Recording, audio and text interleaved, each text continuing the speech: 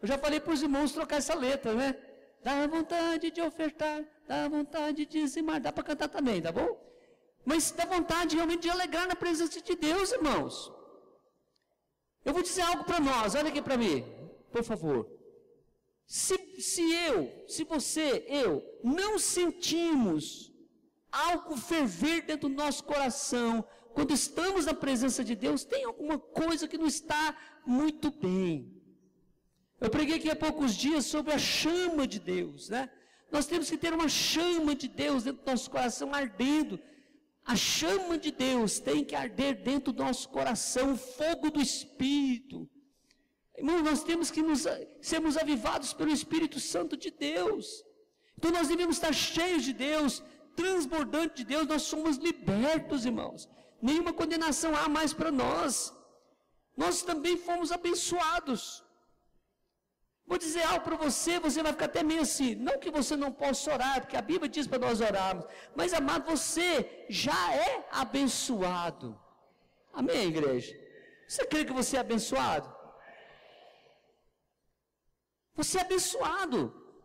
Efésios capítulo 1, versículo 3, diz, bendito o Deus e Pai de nosso Senhor Jesus Cristo, que nos tem abençoado com toda sorte de bênçãos espirituais nas regiões celestiais. Amém? Irmão, nós somos abençoados. Então, queridos, nós fomos salvos, vocês foram salvos, você que está aqui foi salvo, você foi liberto, você foi abençoado, você vai morar no céu, você tem uma família abençoada, uma família alegre, nós vivemos de maneira graciosa, queridos.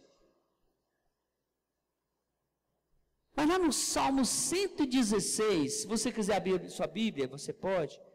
Versículo 12, o salmista faz uma pergunta. Ele faz uma pergunta, ele diz assim, que darei ao meu Senhor por todos os benefícios feitos para comigo? Vamos ouvir de novo? Que darei ao meu Senhor por todos os benefícios feitos para comigo? Irmãos, olha aqui para mim. De uma certa forma, se alguém te ajuda muito, naturalmente falando, de uma certa forma, se alguém te ajuda muito, você não se sente um pouquinho devedor a ela? Sim ou não? Gratidão, não é verdade? A pessoa te ajuda muito, a pessoa está sempre junto com você, o seu discipulador, você tem que amar o seu discipulador, porque ele não ganha nada para cuidar de você, ele não ganha nada para orar por você, ele não ganha nada para estar visitando você, ele não ganha nada no sentido financeiro, para estar junto com você. Tem um barulho, e aí fora? Ou eu estou bom demais do ouvido, eu estou ouvindo vozes de anjos por aí, fora do templo? Dá uma olhada, por favor. Nós somos abençoados por Deus, querido. Nós fomos abençoados por Ele.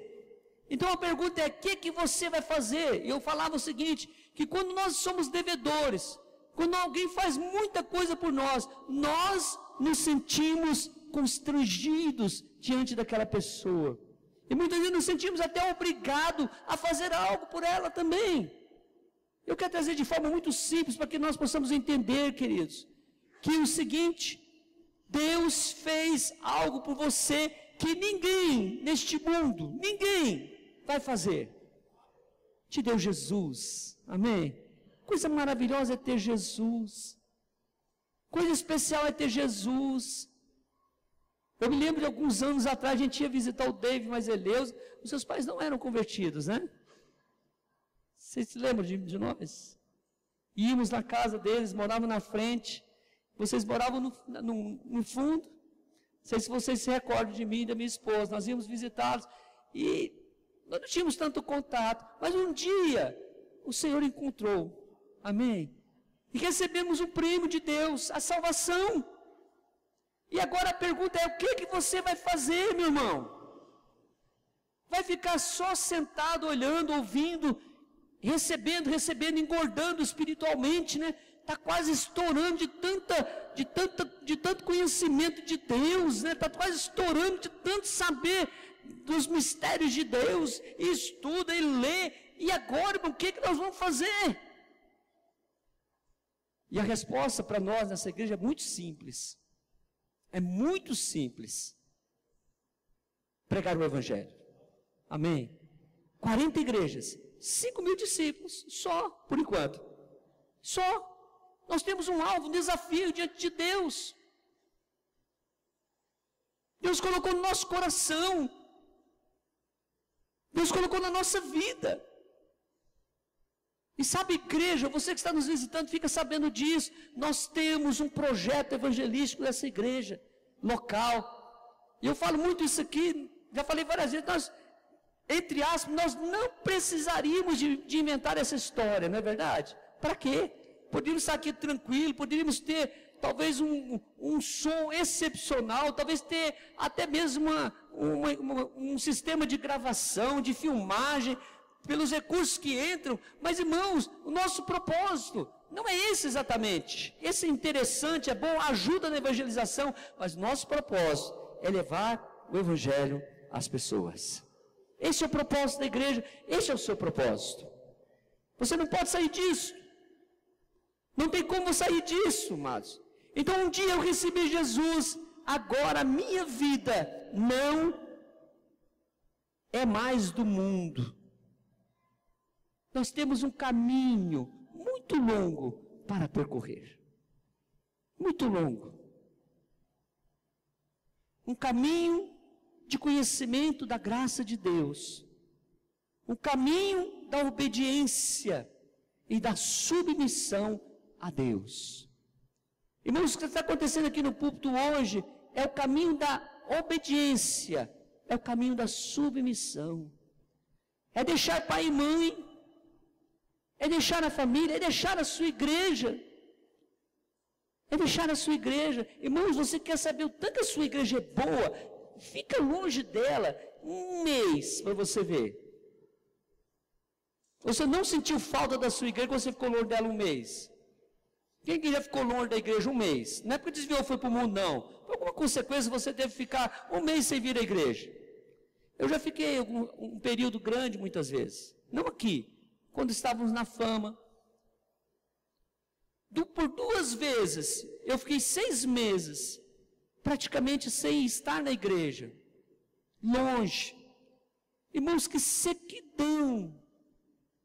Que sequidão. É igual o salmista falou assim no Salmo: eu prefiro estar na tua casa um dia.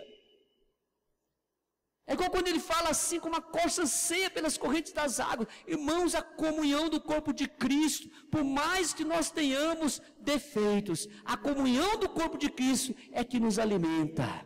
Não existe crente em casa. Não estou falando de salvação, porque a salvação é de graça, eu não vou entrar nesse mérito.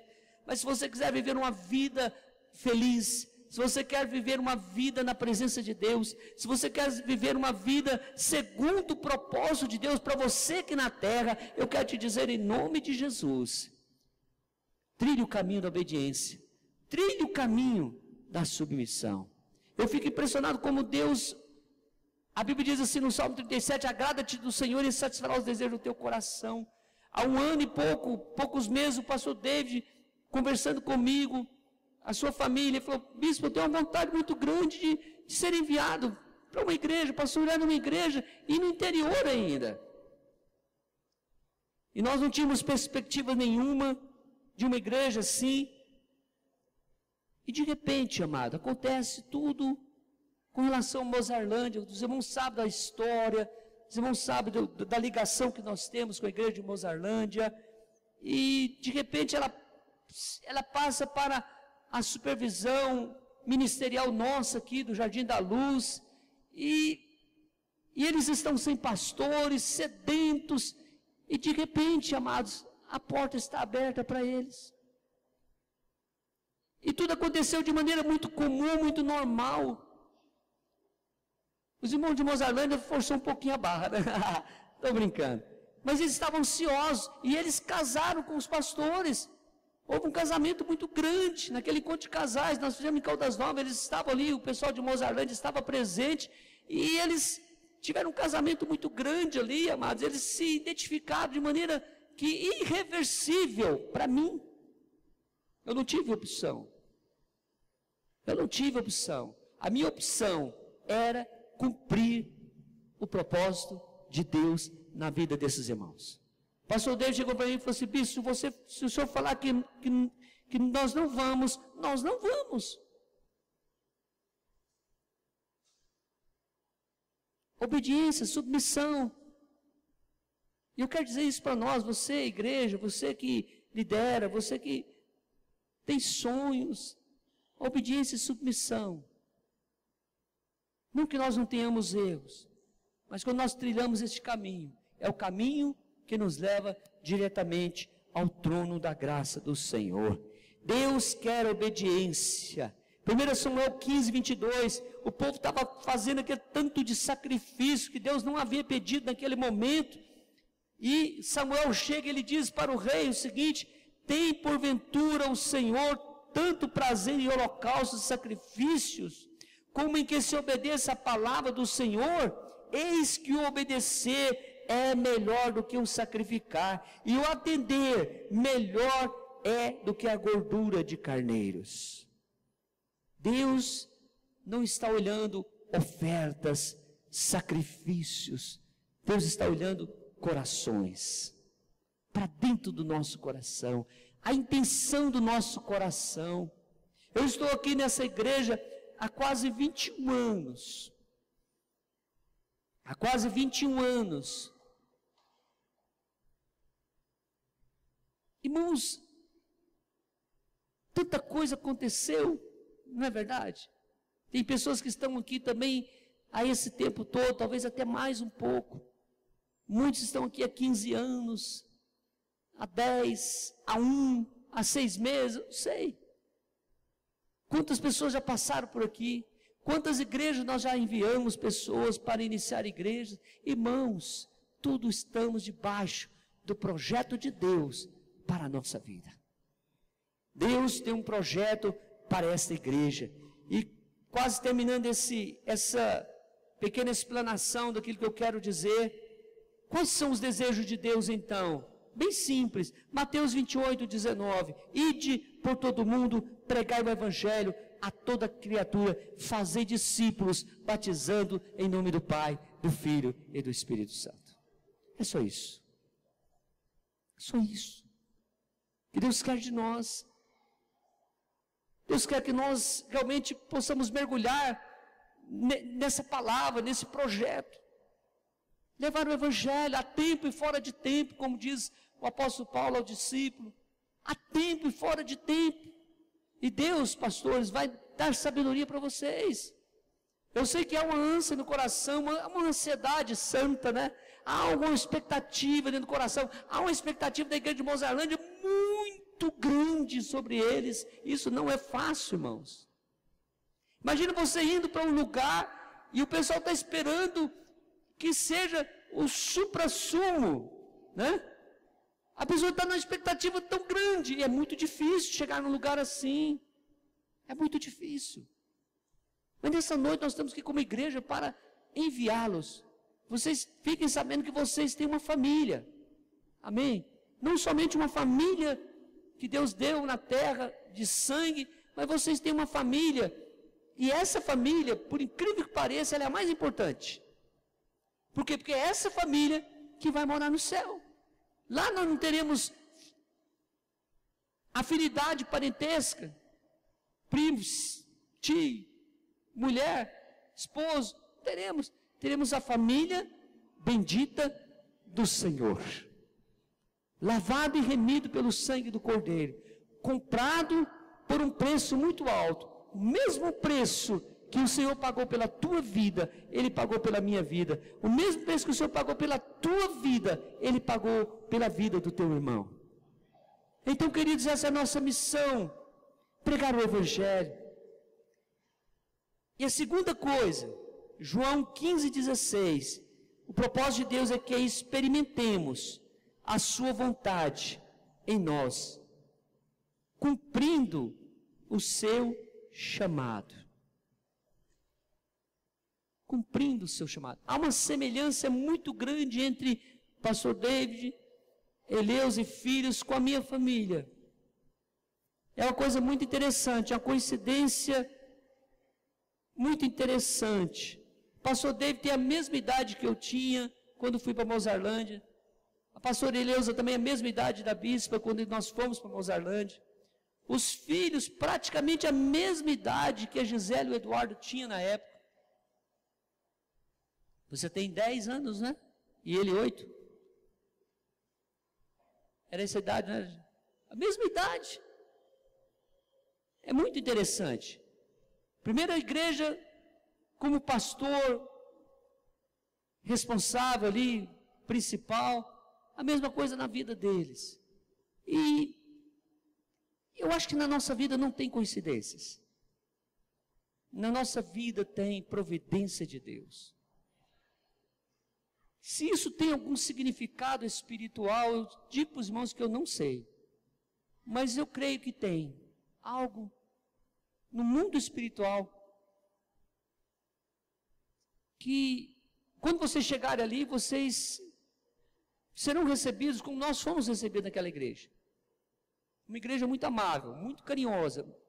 Realmente, um povo muito especial. Que por 3 anos e meio somente nós ficamos lá. Uma igreja que marcou a nossa vida. Marcou a vida dos nossos filhos. Então Deus quer que nós vivemos a sua palavra, mas que nós possamos experimentar a sua perfeita e agradável vontade. Eu posso fazer a vontade de Deus, mas não estar fazendo a perfeita e agradável vontade de Deus. Eu creio que a perfeita e agradável vontade de Deus é quando eu estou no centro da vontade de Deus para a minha vida. Como foi pregado aqui pelo pastor Eduardo na semana de Shekinah, um ganhou 5 talentos, outro ganhou 2, outro ganhou 1. Nenhum dos 3 eram maiores entre si. O que teve 5 produziu 5, o que teve 2 produziu 2, todos dois foram considerados servos bons e fiéis. O que teve 1, se ele tivesse produzido mais 1, na parábola, ele também seria considerado servo bom e fiel. O que quer dizer isso? Irmãos, Deus não mede o ministério de alguém pelo tamanho da igreja que ele tem. Há um engano muito grande por aí. Pessoas talvez que têm um ministério com muitas pessoas, achar que ele é maior do que os outros. Muito pelo contrário. Muito pelo contrário. Se eu tenho 10.000 pessoas na minha igreja, são 10.000 pessoas que Deus me deu. Se eu tenho 20 pessoas na minha igreja, são 20 pessoas que Deus me deu. Então cuide delas. Não é verdade? É que nós queremos crescer, é a propósito de Deus que nós cresçamos, mas até onde Deus quer que nós possamos ir. E nós queremos nessa noite, em nome de Jesus neste lugar, profetizar no final deste culto, nós vamos estar orando com vocês, nós vamos estar profetizando que a igreja de Mozarlândia, que passou por muitos problemas já nesses 20 anos de existência da igreja, mais de 20, que nós possamos alcançar aquela região para Jesus. Não temos mais nenhuma igreja Luz para os Povos naquela região todinha, ali pegando de uma cidade bem já maior, como é que chama, fica bem para frente de Mozarlândia. Não, Nova Quixás é desse tamanho. E a igreja que nós temos mais próximo de Mozarlândia é Goiás. Dali para frente, nós não temos nada, até São Miguel do Araguaia. Nós não temos. E que Deus possa fazer com que o ministério de vocês seja muito maior do que o meu. Em nome de Jesus. Por quê? Porque o pai se alegra com a prosperidade dos seus filhos. Não existe um pai no mundo, eu acho que não, que andou de bicicleta e que o filho dele cresceu, se formou, e ele olha para o filho tem uma casa boa, o filho tem um carro, que vai ficar com raiva. Não, nós queremos que os nossos filhos cresçam mais do que nós. E eu quero que vocês cresçam até a medida que Deus queira que vocês cresçam. Mas nunca se esqueçam na vida, que eu tenho uma origem. Eu tenho uma origem. E a minha casa, a minha igreja, os meus líderes, eles continuam sendo para mim os meus líderes. É como um pai e uma mãe. Ninguém substitui. Ninguém. Pode ter alguém que seja maravilhoso, excelente, mas não substitui. Porque o amor de um pai e de uma mãe, ele é diferente. Nós queremos que vocês cresçam, que vocês prosperem e que vocês deem muitos frutos em nome de Jesus. Amém? Que Deus abençoe. Eu quero pedir alguém, um diácono, alguém, um irmão voluntário, para nós, vamos trazer esse púlpito para cá, nós vamos trazer a cadeira de Deus para cá, porque o sol está batendo bem no rosto da Eleusa. E ela vai acabar ficando morena.